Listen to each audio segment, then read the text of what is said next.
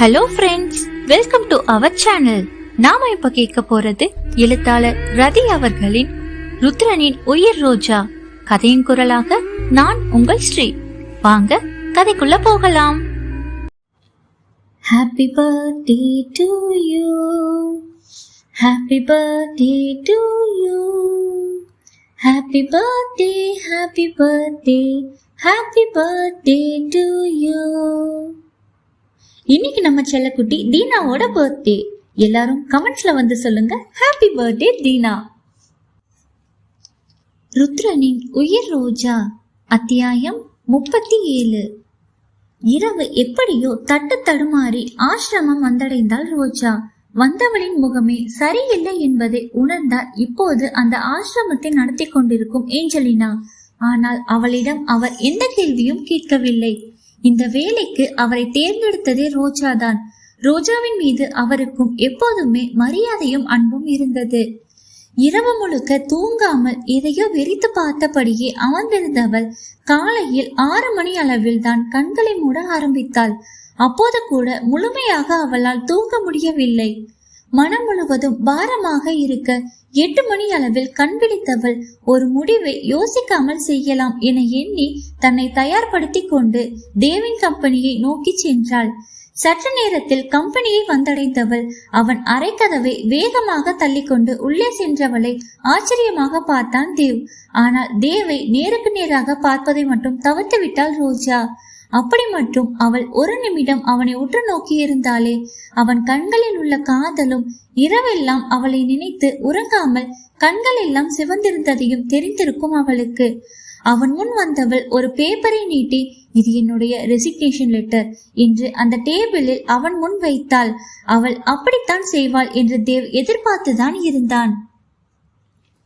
ஆனால் தேவ் எதிர்பாராத ஒன்று, அவள் அணிந்திருந்த அவன் ஆசையாக வாங்கி கொடுத்த நகைகளை எல்லாம் டேபிளில் வைத்துவிட்டு அவனை பார்க்காமல் திரும்பி நின்றவள், உங்க சம்பந்தப்பட்ட அனைத்தையும் இங்க கொடுத்துட்டேன், இனிமே நம்ம 2 பேருக்கும் எந்த சம்பந்தமும் இல்லை என்று அவள் சொன்ன மறுகணம், எல்லாத்தையும் கொடுத்துட்டியாமோ, நீ போட்டிருக்கிற தாலியும் ஏன் சம்பந்தப்பட்டது தானே என்று அவன் குரலில் வேதனையோடு கேட்க, தாலி என்ற வார்த்தையில் ஒரு நிமிடம் அவளின் கை அந்த தாலியை இறுக்கமாக பிடித்து கொண்டது.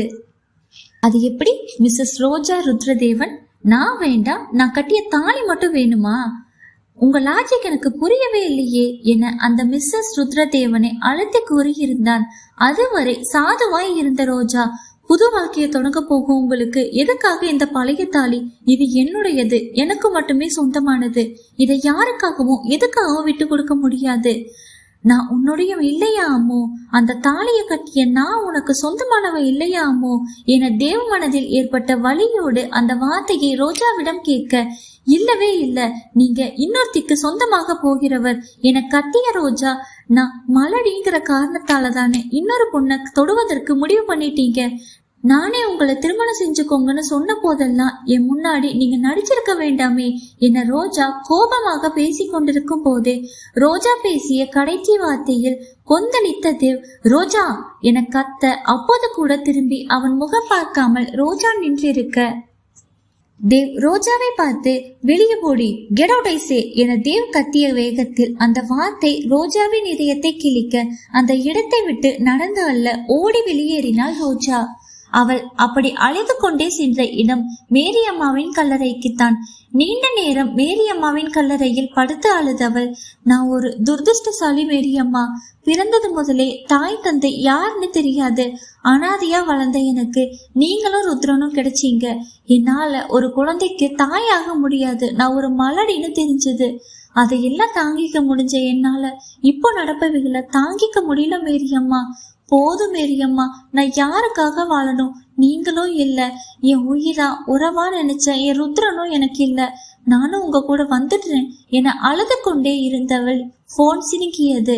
அது தீரன் என்ற பெயர் வர அவன் மேல் உள்ள மரியாதையில் அந்த போனை எடுத்து காதில் வைத்தாள் ரோஜா. ஹலோ என்று கேட்டதிலேயே அவள் குரல் சரியில்லை என்று தீரன் நன்றாகவே புரிந்து கொண்டான். ரோஜா, என்ன உண்மையாவே உன் அண்ணன் நினைச்சிருந்தா உடனே கிளம்பி என் வீட்டுக்கு வா என மட்டும் அவன் சொல்லிவிட்டு போனை கட் செய்தான். சற்று நேரத்தில் ரோஜா உணர்ச்சி வடிந்த முகத்தோடு தீரனின் வீட்டிற்குள் நுழைய அங்கே கீர்த்தியும் தீரனும் நின்று கொண்டு இருந்தனர். அதிலும் கீர்த்தி ரோஜாவை நன்றாகவே முறைத்து கொண்டு நின்றிருந்தாள். கீர்த்தியின் அருகில் வந்த ரோஜாவை அவள் அடிப்பதற்காக கையை ஓங்க கீர்த்தியின் கையை தீரன் பிடித்து தடுத்தான். கீர்த்தி, சற்று நேரம் அமைதியாயிரு என தீரன் சொல்ல, ஏன் இப்படி பண்ணுன, கொஞ்சமாவது அறிவிருக்கா உனக்கு என கீர்த்தி ரோஜாவை பார்த்து கத்த தொடங்கினாள். நேற்று அவ்வளவு பெரிய வேலைய நீ தனியாலாம் செஞ்சு முடிச்சதும் நீ எவ்வளவு பெரிய புத்திசாலின்னு நான் நினைச்சிருந்தேன் தெரியுமா ரோஜா, ஆனா நீ பெரிய முட்டாள்னு நிரூபிச்சிட்டியே என கீர்த்தி அவளை பார்த்து திட்டிக் கொண்டே இருந்தாள். கீர்த்தி அவ்வளவு பேசியும் அவளுக்கு எதுவும் ரோஜா பதில் கூறவில்லை. ரோஜா கேட்டதோ தீரனை பார்த்து, அண்ணா என்னை எதுக்காக வர சொன்னீங்க என்ற கேள்வியைத்தான். தீரன் கீர்த்தியின் கையை பிடித்து சமாதானம் செய்தவன், ரோஜா நம் அந்த அறையில போய் பேசிக்கலாம் என கூறி கீர்த்தியையும் தீரனும் ஒரு அறைக்கு அழைத்து சென்றனர். அங்கே ரோஜாவை உள்ளே இருக்க சொல்லிவிட்டு சற்று நேரத்தில் வந்து விடுகிறோம் என கூறி இருவரும் வெளியே வந்தனர். அந்த அறையே இருட்டாக இருக்க ரோஜாவிற்கு இருட்டு என்றால் பயம். அதனால் வெளியே வந்து விடலாம் என எண்ணி அவள் வரப்போகும் சமயம், நான் உங்களை திருமணம் செஞ்சுக்க ஆசைப்படுறேன் என மது நேற்று இரவு கூறிய அதே குரல் இன்று அவள் காதில் ஒலித்தது. அந்த அறையில் நேற்று நடந்தது வீடியோவாக ஓடிக்கொண்டு இருந்தது. ரோஜா நேற்று ஆசிரமத்திற்கு சென்றுவிட்டு வருகிறேன் என கூறிய போது மதுவும் அருகில் தான் இருந்தால், ரோஜா இல்லாததை நாம் பயன்படுத்திக் கொள்ள வேண்டும் என எண்ணி தேவின் அறைக்கு சென்ற மது அவனிடம் நேரடியாகவே இந்த வார்த்தையை கேட்டிருக்க, தேவம் பதிலுக்கு நம் உடனே திருமணம் செய்து கொள்ளலாம் என கூறுகின்றார். அதைத்தான் ரோஜா நேரில் பார்த்து கேட்டது. அதற்கு பிறகு உள்ள விஷயம் எல்லாம் வீடியோவில் ஓடிக்கொண்டு இருந்தது. மீண்டும் மீண்டும் அதை பார்க்க ரோஜாவிற்கு பற்றி கொண்டு வந்தது. வெளியில் சென்று விடலாம் என எண்ணி கதவை திறக்க அந்த கதவு பூட்டப்பட்டு இருந்தது. அவள் எவ்வளவு தட்டியும் திறக்க மறுத்து விட்டனர் தீரனும் கீர்த்தியும். அடுத்ததாக தேவ் மதுவை பார்த்து, எனக்கு உன்னை பிடிச்சிருக்கு, நாம திருமணம் செஞ்சுக்கலாம், ஆனா அதுக்காக நீ ஒன்னு செய்யணும் என மதுவை பார்த்து கேட்க, இப்போது அந்த வீடியோவை ரோஜா உற்று நோக்க ஆரம்பித்தாள். மதுவுக்கு அவன் அப்படி சொன்னதும் வானில் பறப்பது போல் இருந்தது. என்ன செய்யணும் சொல்லுங்க, எதுவா இருந்தாலும் செய்யறேன் என மது கூற, நான் 2 வருஷத்துக்கு முன்னாடி இந்த சொத்து அனைத்தையும் ரோஜா பேர்ல எழுதி வச்சிட்டேன் மது. இப்போ நான் கோடீஸ்வரன் கிடையாது, சாதாரண மனிதன் தான்.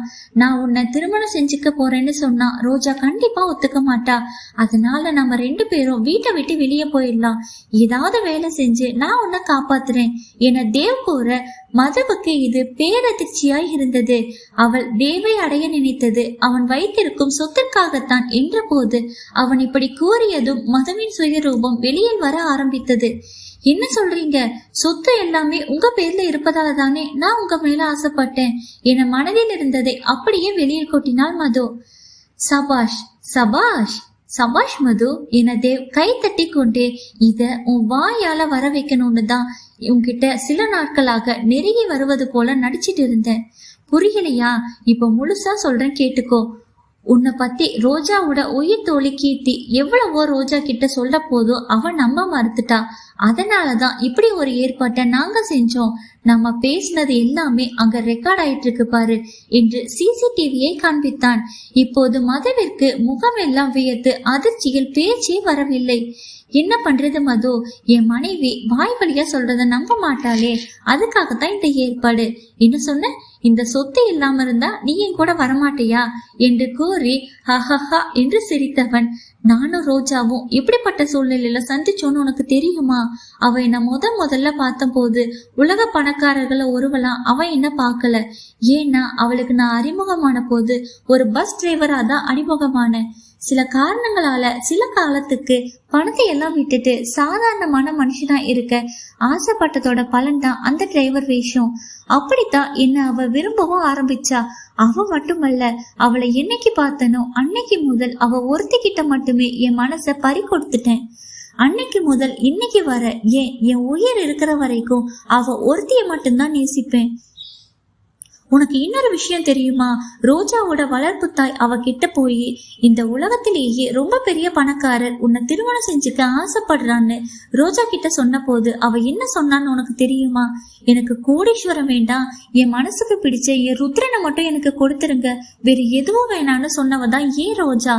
கோடி கோடியா பணம் இருக்கும், பணக்கார ருத்ரன் வேண்டாம், சாதாரண டிரைவர் ஏழை ருத்ரன் வேண்டும்னு சொன்ன என் ரோஜா எங்கே? பணத்துக்காகத்தான் உங்களை விரும்பினேன்னு சொன்ன நீ எங்க? என் ரோஜாவோட கால் தூசிக்கு கூட நீ பெறமாட்ட. நீ வந்த முதல் நாளே நீ உன் குடும்பத்தை பத்தி சொன்னதெல்லாம் உண்மைதானா என ஆட்களை வச்சு விசாரிச்சேன். ஆனா நீ சொன்ன அனைத்தும் உண்மையா இருக்க. அதற்கு பிறகு உன்னை பத்தி யோசிக்க மறந்துட்டேன். அன்னைக்கு எனக்கு உடம்பு சரியில்லாத நேரத்துல, ரோஜா இல்லாத நேரம் என் ரூமுக்கு வந்தது நீ தானே? அப்போ என் மனைவியோட வாசனை இல்லாம வேற யாரோ அறைக்கு வந்திருக்காங்கன்னு நினைச்சுதான் நான் துப்பாக்கிய காண்பிச்சது, உன்னை வெளியும் அனுப்புனது. ஆனா அன்னைக்கு உண்மையாவே என் அறைக்கு யார் வந்ததுன்னு எனக்கு தெரியாது. ஏன்னா சுய நினைவுல நான் கிடையாது. நானும் அத கனவுன்னு தான் நினைச்சேன். கொஞ்ச நேரத்துல ரோஜா வந்ததும் கொஞ்சம் சுய நினைவு வர ஆரம்பிச்சேன். அப்போதுதான் என் துப்பாக்கி கீழே கிடக்க நடந்ததெல்லாம் கனவல்ல உண்மைன்னு தெரிஞ்சது. படம் அதிகமா பாப்பியோ? உடல்நிலை சரியாம இருக்கும் போது நாம போனா அதுல மயங்கி அவர் நம்ம ஏதாவது செய்வார்னு நினைச்சுதானே என் ரூமுக்கு வந்த என ஏளனமாய் கேட்க அவள் அவமானத்தில் தலையை குனித்து கொண்டாள். நல்லா சொல்றேன் கேட்டுக்கோ, என் மனசும் என் உடம்பும் என் ரோஜாவை தவிர வேற யாரையும் தொடுவதற்கு நினைச்சு கூட பார்க்காது என அதிகாரமாய் சொன்னான். என்னுடைய ஒட்டுமொத்த சந்தோஷமும் அவதான். என் வாழ்வுல அவளை தவிர வேற யாருக்கும் இடம் கிடையாது. அவ மட்டுமே என் சொந்தம், அவளுக்காக மட்டுமே என் காதல். எனக்கு அவ, அவளுக்கு நான் என்று சற்று உணர்ச்சி வசப்பட்டவன் மீண்டும் தெளிவாக பேச தொடங்கினான். இன்னும் முழுசா முடியல, இன்னும் சொல்றேன் கேளு. எனக்கு அப்போ உன் மேல சந்தேகம் தான் வந்துச்சு. ஏன்னா என் அறைக்கு யாரோ அவ்வளவு சீக்கிரம் தைரியமா வந்துட முடியாது. அதனாலதான் அன்னைக்கு உன்னை என் ரூமுக்கு சாப்பாடு கொண்டு வர சொன்னது. அப்போ உன்னை நான் கவனிச்சேன். நான் தனிமையில இருந்த போது நீ அறைக்கு வந்ததுமே ஒரு வாசனை வந்துச்சு. அதே வாசனை நீ சாப்பாடு கொண்டு வந்த போயும் வந்துச்சு. என் சந்தேகம் அப்பவே உறுதியாகிடுச்சு, என் ரூமுக்கு வந்தது நீ தான்னு சொல்லி. உனக்கு எப்படி மனசு வந்துச்சு என் ரோஜாவுக்கு துரோகம் செய்ய? உன் தாய மருத்துவமனையில சேர்த்து உன் தம்பி தங்கைகளை படிக்க வச்சவளுக்கு நீ செய்யும் நன்றி கடன் இதுதானா என தேவ் மதுவை பார்த்து கோபமாக கேட்க, அவன் பேசிய அனைத்தையும் கேட்டு முடித்த மதுமதி கடைசியாக அவன் சொன்ன வார்த்தையில் கீழே அமர்ந்து தன் தவறை உணர்ந்து கதறினாள். உண்மையாகவே மதுமதி இப்போது திருந்தி இருந்தாள். எதிரிய கூட எதிரில வச்சுக்கலாம், ஆனா துரோகிய பக்கத்துல கூட வச்சுக்க கூடாதுன்னு நினைப்பவனா.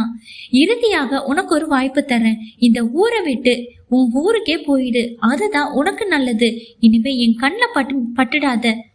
மதுமதியும் அதற்கு ஆமோதித்து தலையசைத்து அந்த அறையை விட்டு வெளியே சென்றாள்.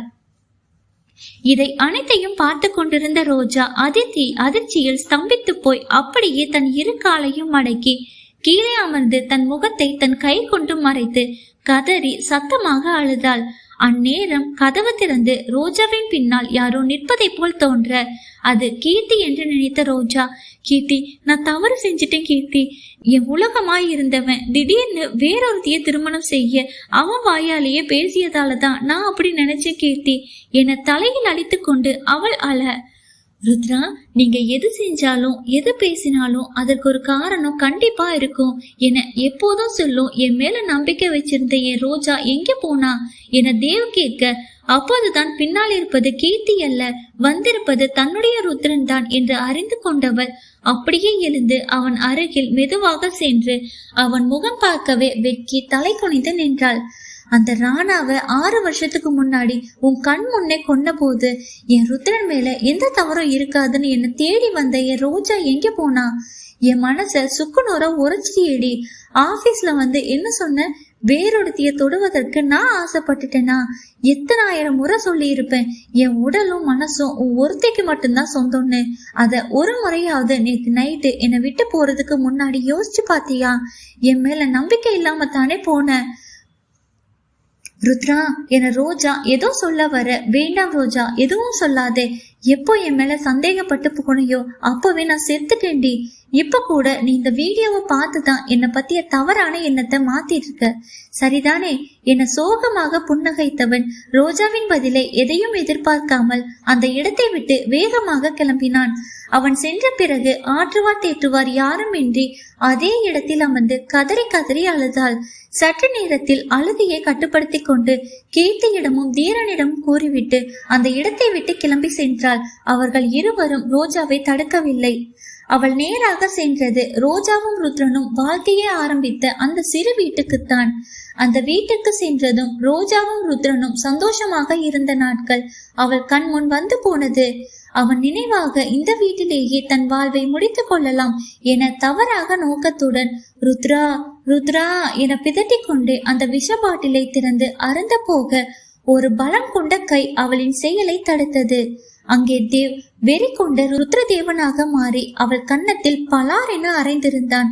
அரைந்த வேகத்தில் அவள் இதழில் இருந்து ரத்தம் கசிய அடுத்த நொடி முழு வேகம் கொண்டு ரோஜாவை இழுத்து அவள் இதழை சற்று வன்மையாகவே ஆட்கொண்டிருந்தான். அவள் இதழை கடித்து விழுங்கி விடும் அளவுக்கு கோபமாய் இருந்தவனின் செயலை ரோஜாவின் கண்களில் இருந்து வந்த கண்ணீர் தேவின் கோபத்தை கொஞ்சம் கொஞ்சமாக கரைத்து கொண்டே இருந்தது. அடுத்த அத்தியாயம் முழுவதும் 18+ நிறைந்திருக்கும். விருப்பமில்லாதவர்கள் படிக்க வேண்டாம். அதே போல் 18 வயதிற்கு கீழ் இருப்பவர்களும் படிக்க வேண்டாம். தொடரும். என்ன நண்பர்களே, கதை பிடிச்சிருக்கா? கதை உங்களுக்கு பிடிச்சிருந்துச்சுன்னா லைக் பண்ணுங்க, கமெண்ட் பண்ணுங்க, ஷேர் பண்ணுங்க. மறக்காம நம்ம சேனலை சப்ஸ்கிரைப் பண்ணுங்க. மீண்டும் அடுத்த அத்தியாயத்தில் சந்திப்போம். அதுவரை உங்களிடமிருந்து விடைபெறுவது நான் உங்கள் ஸ்ரீ. நன்றி, வணக்கம்.